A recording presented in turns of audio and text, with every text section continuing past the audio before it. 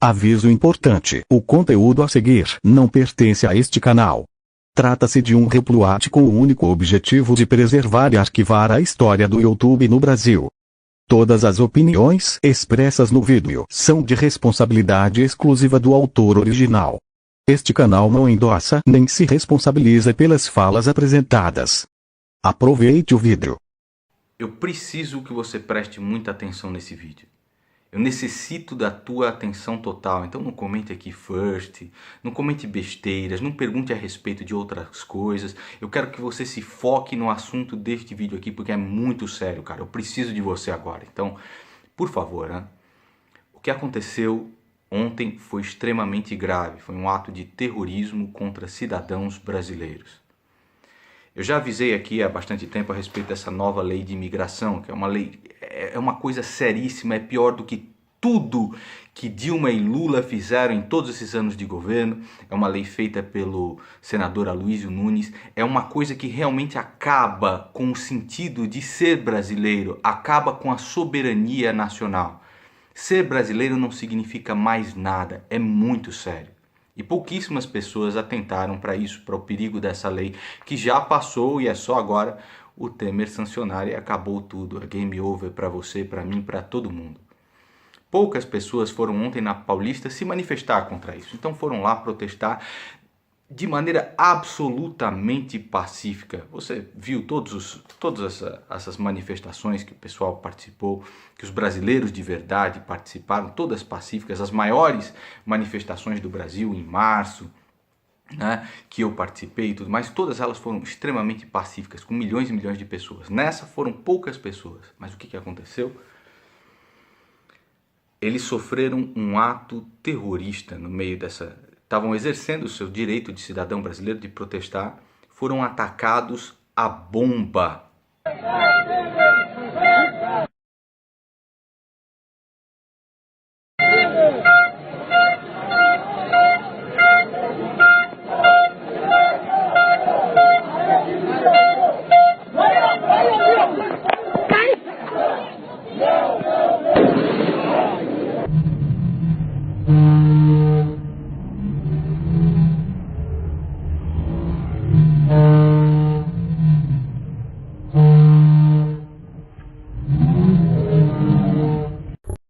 Como você viu aí no vídeo, né?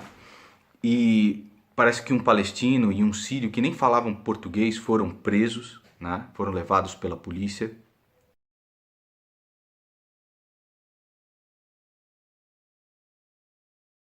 E a partir do momento que chegaram na delegacia, já tinham lá mais de 20 advogados, intérprete, pronto para defender esses caras que jogaram a bomba, que atentaram contra o direito constitucional do cidadão brasileiro, que é de se manifestar na rua.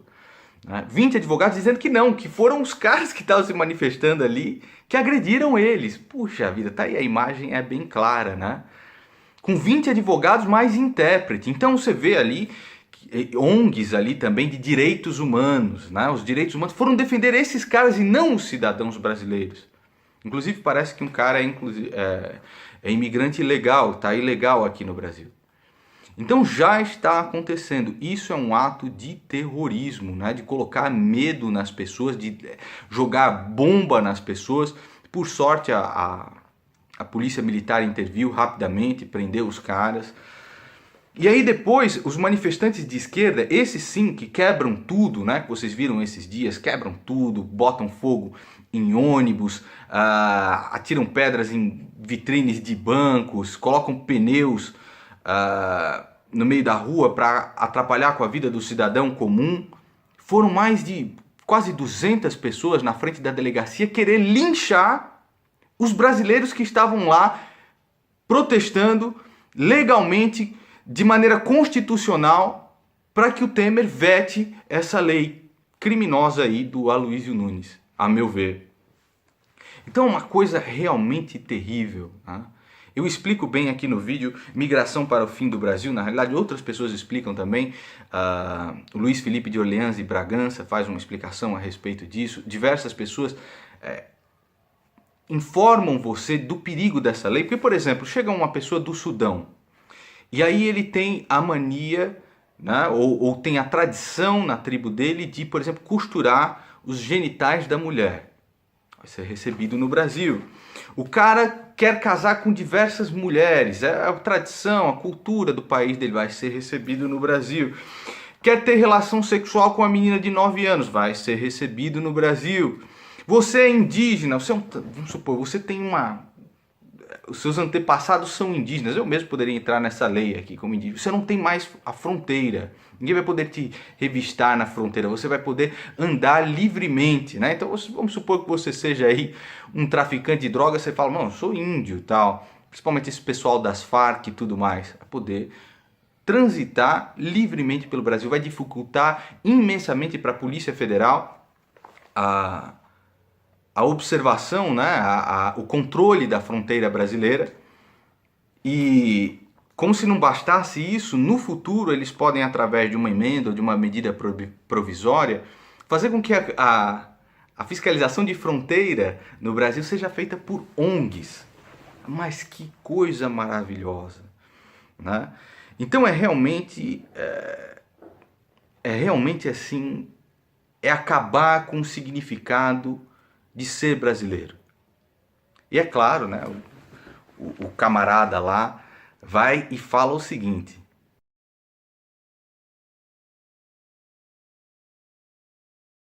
é muito fácil você dizer que o carro brasileiro é muito caro e o carro lá fora é mais barato. É muito fácil você ser contra a corrupção. É muito fácil você falar a respeito das mesmas notícias que circulam por aí, só que com palavrões. Mas ter uma opinião firme a respeito das coisas aí. Então você preste muita atenção no tipo de canal que você anda seguindo, viu, ô amiguinho?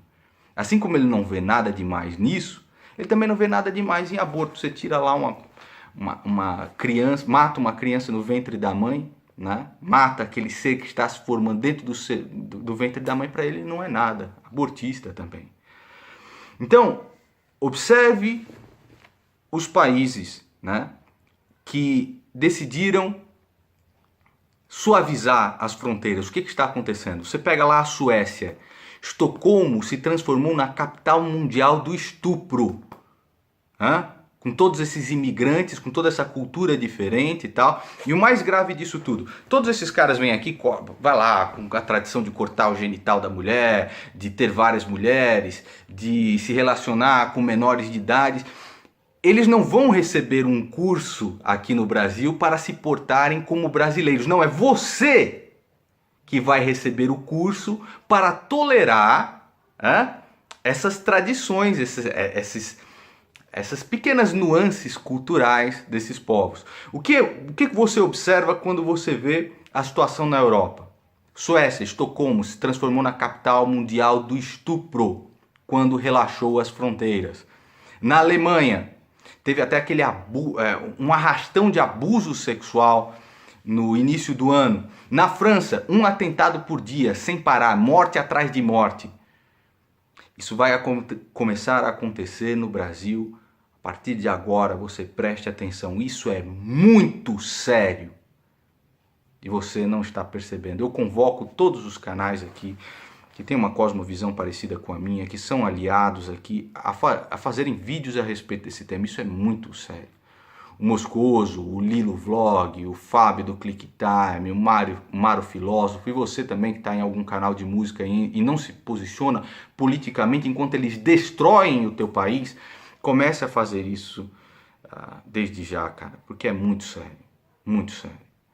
Vocês se lembram quando o Papa Ratzinger ainda, ele falou assim, não, o Islã é uma religião violenta, tal, tem que ter cuidado com o Islã, é uma religião violenta. O que eles fizeram? Começaram a jogar bomba em todas as igrejas, em embaixada, em todo lugar. Falaram, não, nós somos violentos, nós não somos violentos, como é que você pode dizer que nós somos violentos? Explodiram tudo. Eu me lembro como se fosse hoje, como se fosse ontem, essa notícia aí. E agora você vai ouvir dois relatos muito importantes. Eu quero que você preste muita atenção.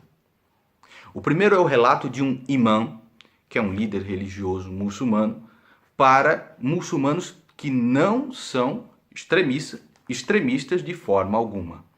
E depois o relato de um ex-muçulmano a respeito da visão dele sobre o Islã, sobre o Alcorão. Every now and then, every time we have a conference, every time we invite a speaker, they always can come with the same accusations.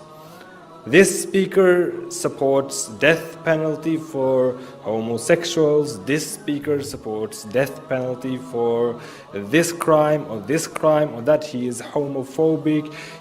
They subjugate women, etc., etc., etc. It's the same old stuff coming all the time.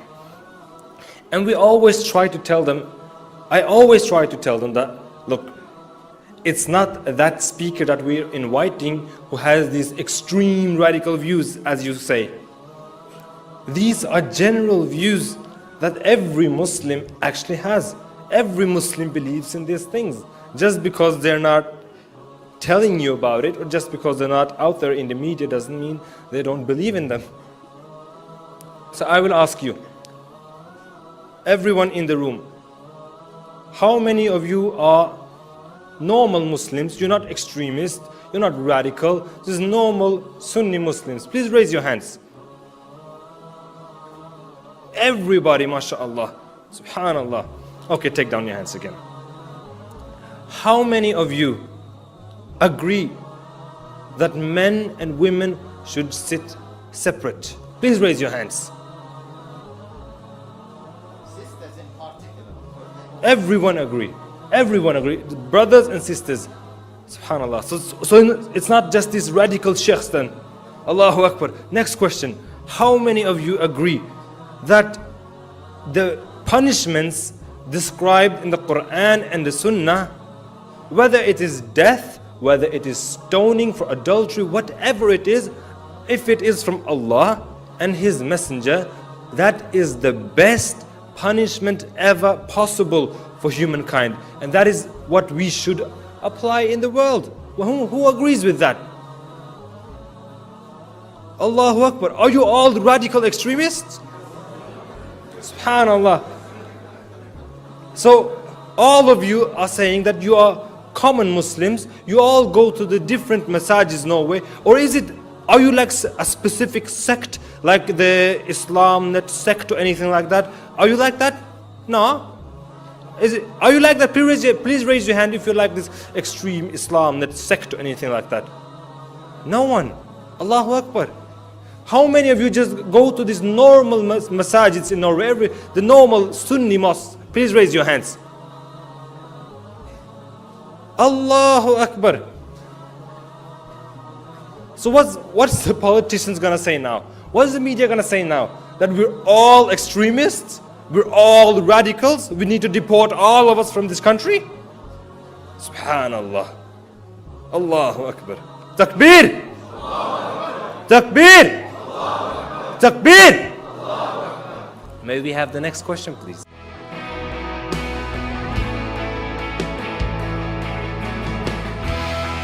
There are people like my sect of Islam which taught us that Islam is a religion of peace. The slogan of our sect of Islam was love for all, hatred for none. So we were taught to love everyone, and that Islam truly was a religion of peace. So when I told people Islam is a religion of peace, when I saw 9/11 happen and those buildings getting knocked down, my response was, how could this happen in the name of my faith? Literally, who hijacked my faith and those planes to make Islam look violent? It was at that time that I started investigating this matter deeply, because I started conversing with friends, and they would say things like, well, you've got verses in the Quran that are rather violent. For example, chapter 9, verse 5. Lay siege to the infidels, take them captive, and kill them wherever you find them. That's kind of violent. I'd say, yeah, but that was in a context of a war where the Muslims were trying to defend themselves. And so that wasn't a violent verse, that was a verse about defense, and that was the context. But was it? As I started investigating, I truly did believe that the context was all defensive battles in the Quran. But the more I investigated, the more I realized that was simply not the case. Chapter 9, verse 5. So chapter 9 is the most violent chapter of the Quran. It's Surah At-Tawbah. And this is the very same chapter which says, fight the Jews and Christians until they pay the jizya and feel humiliated. Just chapter 9, verse 29. This is the same chapter in chapter 9, verse 111, and I think this is one of the scariest verses of the Quran. Chapter 9, verse 111 says, the reason Allah has bought your person and your property is this, so you may slay in battle and be slain. In other words, you're a Muslim, so you can kill and die in battle. And so I had to contextualize that. Somehow I had to say, this cannot be what Muslims are told to do. But as I studied the history of early Islam, I found out that actually chapter 9 of the Quran is the last major chapter to have been revealed. In other words, right before Muhammad dies, it's as if he calls people to his deathbed and says, I've got some more instructions to give you. That's just a metaphorical language I'm using, but it's like, this is the last message I want to leave with you. Chapter 9 of the Quran, the most violent one there is. When we consider the Bible, and people will say, well, what ISIS is doing, didn't Obama say something like this recently? What ISIS is doing is no better or no worse than the Crusades. It's no better or no worse than what happened in Christian history. I say, no. You got to keep things in their appropriate context. In the Bible, the violence did happen. We cannot sidestep it, and you didn't ask this question, so if someone else wants to ask it, that's fine. But there was violence in the Old Testament, and there's specific circumstances and things that we should talk about with that, so someone please ask. But it did not end up that way. That wasn't the final marching order of God. What we were left with was turn the other cheek. He who lives by the sword dies by the sword. Give your enemy something to drink if they're thirsty. That's what we were left with. Complete grace and peace. Flip that around for Islam. In the Meccan days of Islamic history, the message was very, very peaceful. Jews, Christians, Sabians, all of you, if you do good deeds and good works and you fear God, on the last day for you is heaven. Whereas towards the end, we start hearing things like, anyone who comes before Allah without Islam as their religion will not be accepted. It goes the other direction. So, how do we distill all this? There's also the matter of Islamic traditions, hadith. You know, I'm guessing most of us here are Protestant. There may be Catholics, you'll understand this as well. Protestants have kind of a sola scriptura lens. It's like the Bible is my authority and that's it. Muslims are not like that. The Quran is their greatest authority, sure, but then they have whole swaths of Islamic tradition called hadith. And the hadith are the lens through which the Quran is often applied. So, Sunni Muslims often use books like Sahih al-Bukhari, Sahih Muslim, in order to see how Muhammad lived. What was it that he did? By the way, Muhammad's name is only mentioned 4 times in the Quran. Now, it's not a book of history about Muhammad's life. So people go to the hadith to see how Muhammad lived. And because there are so many hadith, people can point to the peaceful ones and say, that's how Islam should be. And you've got people like ISIS pointing to the violent ones, saying, that's how Islam should be. Who is right? Who is right? And can you make Islam whatever you want to make it? My concluding statement here is that peaceful Muslims who say Islam is a religion of peace are not lying to you. They honestly believe it. I did. But they haven't investigated the original sources, or at least they have done so in a way that wasn't faithful to the timeline of events. Early Islam was, in fact, rather violent. Islam, even under Muhammad's time, did have offensive wars against Jews and Christians. And that rendering of Islamic history is what leads people to diligently or faithfully live a violent Islam. I hesitate to say this, but I think it's true. If I still believed in Islam, and if I wanted to be faithful to Muhammad, I would have a hard time not going to Syria right now to fight for ISIS. It seems like they're doing what Islam commands.